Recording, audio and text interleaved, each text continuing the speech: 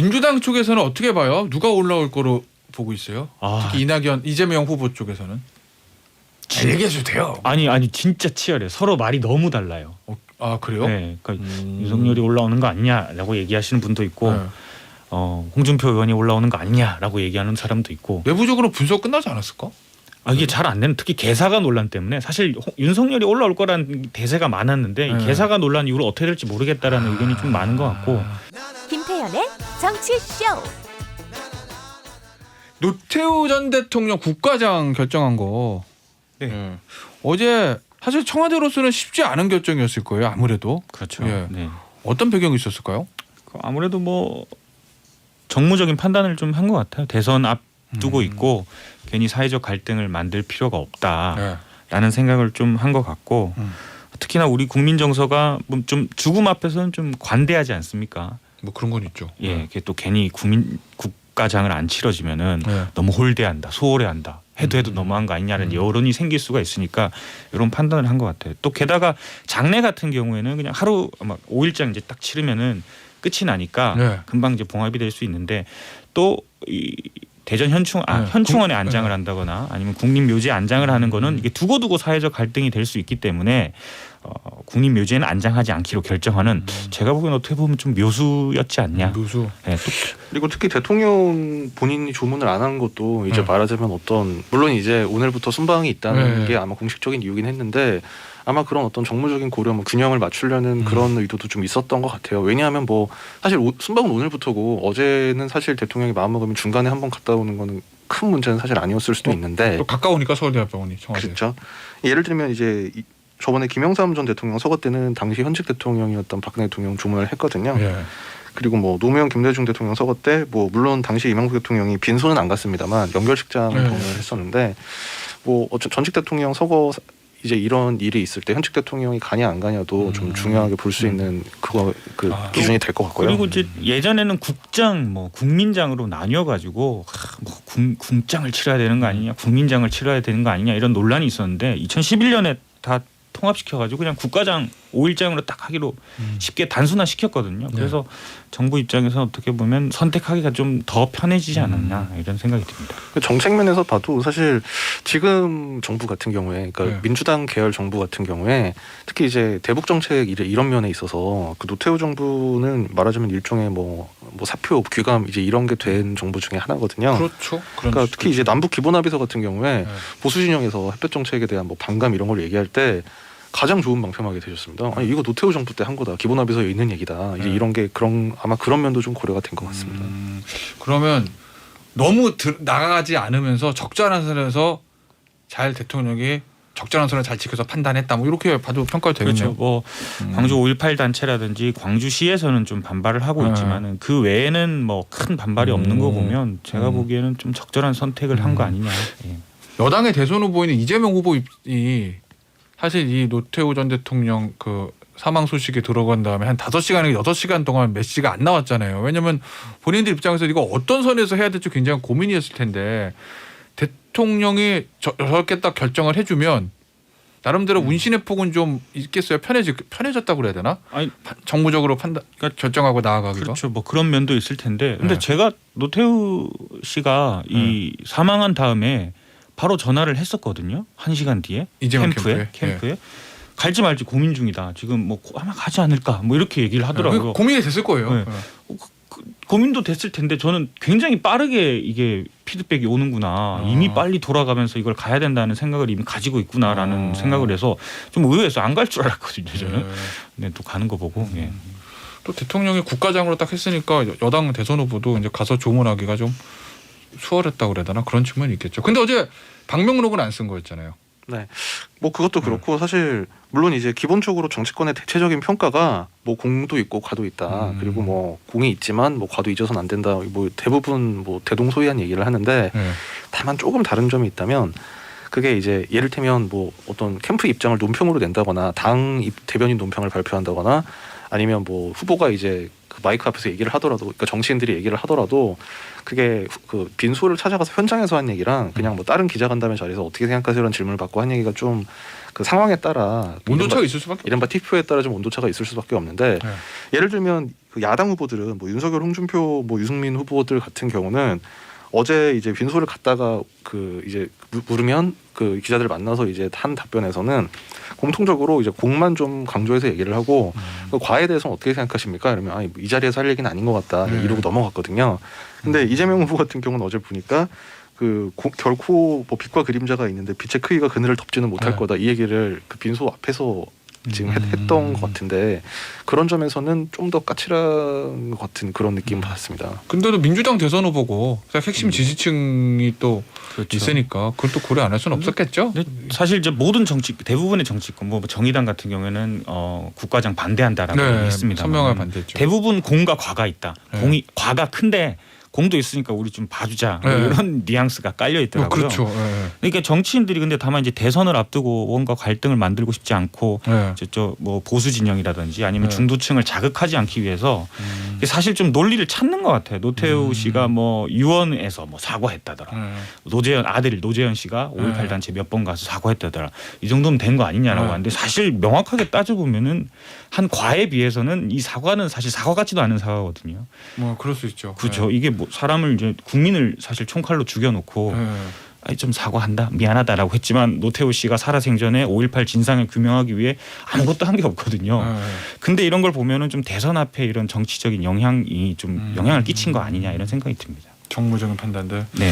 알겠습니다. 야 문자가 사실 계속 들어오거든요. 이 찬반이 각 확연히 갈리는 이슈죠. 요 문자들만 제가 소개해드리고 다음 주제 넘어갈 건데요. 김현성님, 노태우 국가장 저는 반대입니다. 진짜 죽음 앞에선 관대하네요. 전시와 정도의 차이지 거기서 거깁니다. 광주 사태는 중국의 문화 대혁명에 비하면 아무것도 아니다. 이렇게 말한 사람입니다. 참고로 저는 대구 사람입니다. 아닌 건 아닌겨 하셨고요. 0333님, 현충원 안장은 반대인데 국가장 정도는 뭐 아들도 사과했잖아요. 이런 의견을 보내주셨습니다. 다음 주제는 요거예요. 이재명 후보의 선대위 누가 들어갈까? 일단 저 이낙연 전 대표는 상임 고문. 네. 예. 근데 일부 언론 보도 보니까 사실 홍영표 의원이 전 원내대표죠. 의원이 핵심 중에 핵심이었잖아요. 이낙연 캠프에서 전 캠프에서 맞습니다.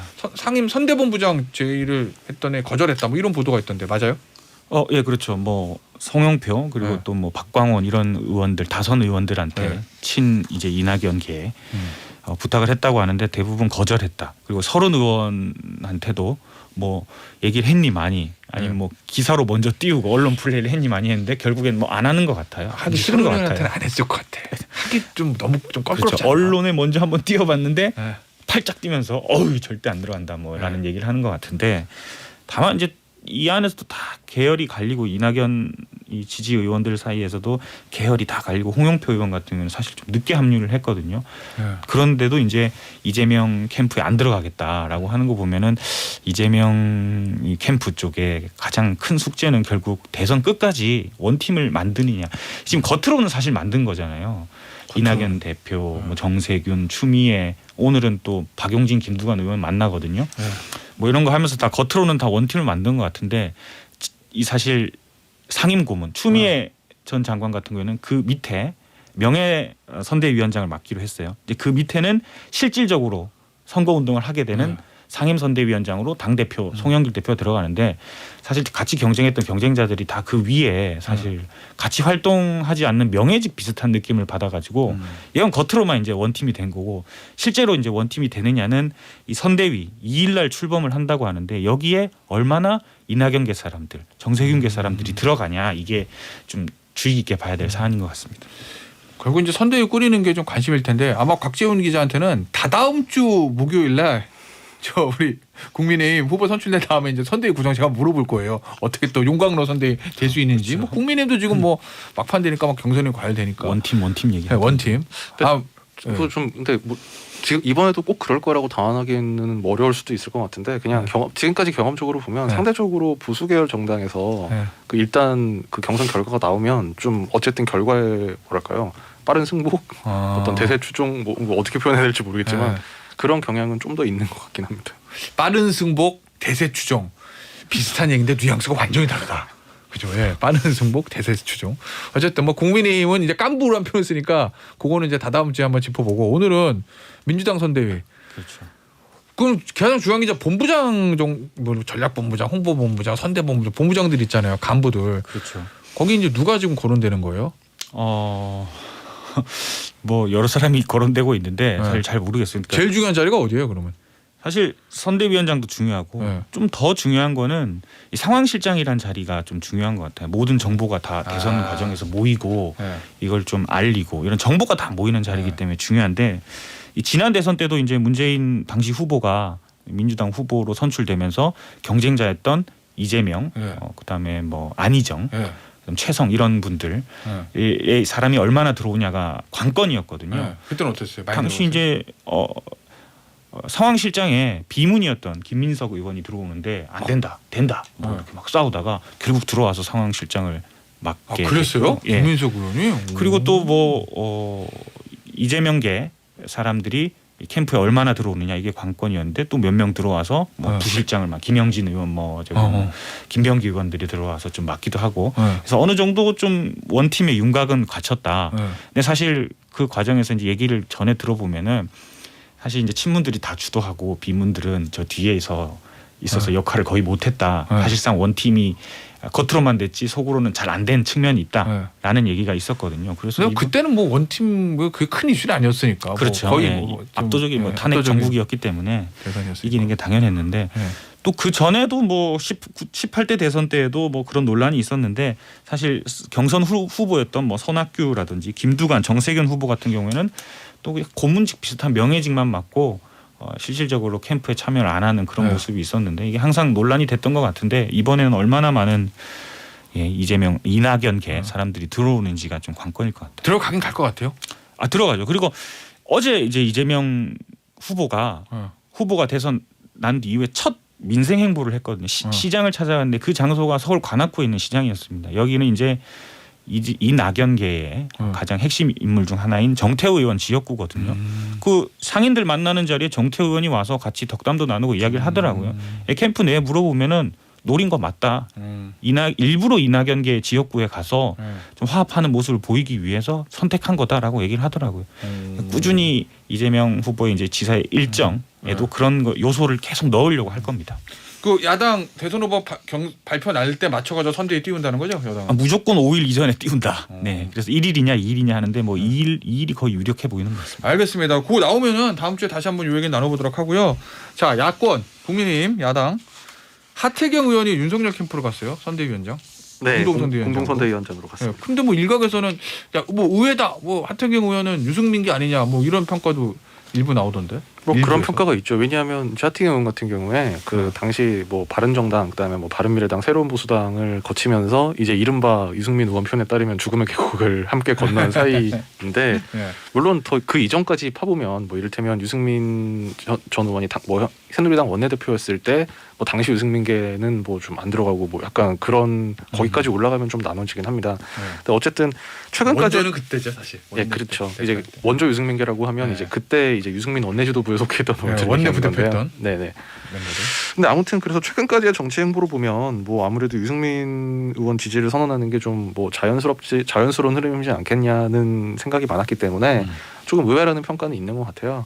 근데 그래서 이제 유승민 캠프 측에 반응을 이걸 물어봐야 되나 하다가 그냥 전화를 안 하고 있다가 또 이걸 굳이 오늘 주제에 올라와 있길래 전화를 한번 해봤는데 진짜 정보 보고다 이거. 반응이 별로 안 좋더라고요. 그러니까 뭐 일각에서는 이게 무슨 뭐 역할 분담 뭐 좀 호사가들을 중심으로 뭐 일종의 역할 분담 아니겠냐. 역할 분담? 그러니까 예를 들면 뭐 아닌 겁니다. 아닌 건데 그 정말 호사가들 얘기로 뭐 유승민 후보는 이제 윤석열 경쟁하는데 집중하고 누군가 홍준표 의원을 견제를 해줘야 되니까 뭐 그 역할을 하태경 의원이 맡은 게 아니겠느냐. 애초에 대선판 시작할 때.